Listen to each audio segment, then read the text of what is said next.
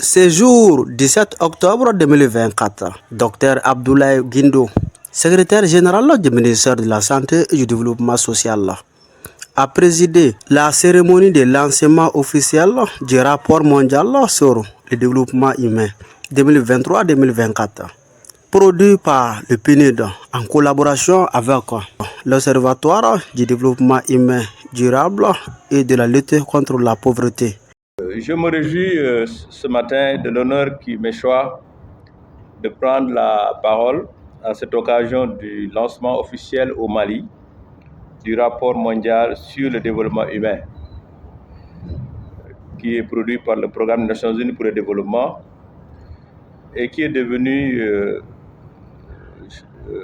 une signature du PNUD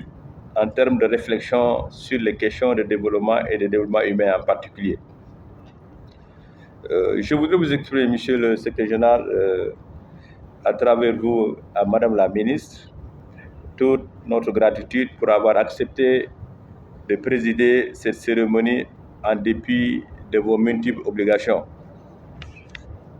Permettez-moi encore une fois de souligner que le rapport a été déjà lancé depuis le 13 mars 2024 et a fait l'objet de beaucoup de débats dans plusieurs forums. Ce lancement au niveau du Mali intervient à la suite de la publication de la version française intégrale du rapport, dont la disponibilité nous paraît essentielle pour faciliter l'appropriation nationale ici au Mali et aussi pour alimenter le débat sur les questions de développement. Nous avons aussi rendu, parce que nous sommes à l'ère aussi de la digitalisation, nous avons rendu un code QR disponible pour accéder facilement au rapport sans pour autant s'alourdir, parce que c'est un rapport assez gros et assez lourd. Bon, ceux qui sont technologie orientés, ils peuvent en user facilement. Le rapport sur le développement humain de cette année est intitulé « Sortir de l'impasse, repenser la coopération dans un monde polarisé ».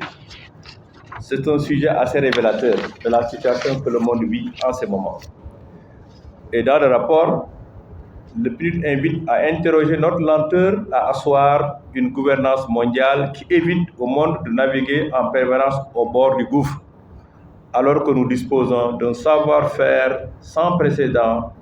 des richesses et des technologies spectaculaires que nos prédécesseurs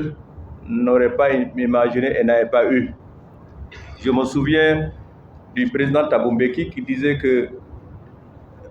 la situation de pauvreté et de difficulté que le monde vit actuellement est anormale parce que le monde dispose de toutes les ressources, toutes les connaissances pour rendre notre monde meilleur. Et c'est dans cette direction-là que ce rapport est en train d'aller. En effet, la persistance des crises qui se succèdent et s'entremêlent engendre de graves conséquences sur le développement humain, auxquelles le Mali n'échappe pas, surtout qu'elles s'imbriquent à des dynamiques internes propres au pays. En dépit des efforts inlassables des autorités nationales du Mali, la quiétude des populations maliennes continue d'être gravement perturbée dans bien des contrées par des individus sans foi ni loi, et l'accès adéquat des populations aux services sociaux de base et des moyens de subsistance durable continue d'être obstrué, alors que des milliers de personnes sont affectées ou à risque d'être touchées par l'insécurité alimentaire. L'indice de développement humain du Mali, en défi de son redressement progressif, n'a pas encore pu totalement recouvrer son niveau d'avant la pandémie Covid. Il me plaît ici d'insister sur la situation particulièrement inégalitaire en défaveur des femmes, dont l'indice de développement humain demeure toujours inférieur à celui des hommes. Monsieur le secrétaire général, fort heureusement, il y a des lueurs d'espoir qui nous montrent le chemin pour sortir de cette impasse. C'est ainsi que pour renverser durablement la situation, le rapport mondial sur le développement humain nous invite à faire des choix qui sont quand même audacieux, mais qui sont aussi en faveur de la paix et en faveur du développement humain durable et inclusif et suggère 3 pistes de solutions. Je vais les citer. La première piste est de mettre en place une architecture des biens publics mondiaux adaptée aux réalités du XXIe siècle, afin de créer des conditions plus prévisibles pour évoluer dans un monde incertain, ce qui permettrait de mobiliser et d'attirer des financements privés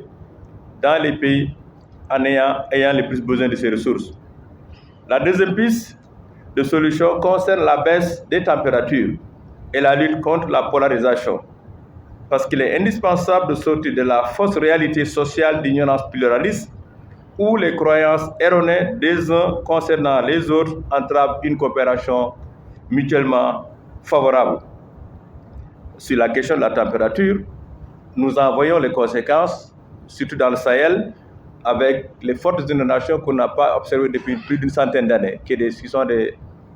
précipitations exceptionnelles avec tous les dégâts qui l'accompagnent. La plupart des pays du Sahel vivent cette situation-là. Enfin, la troisième piste consiste à combler les déficits de capacité d'agir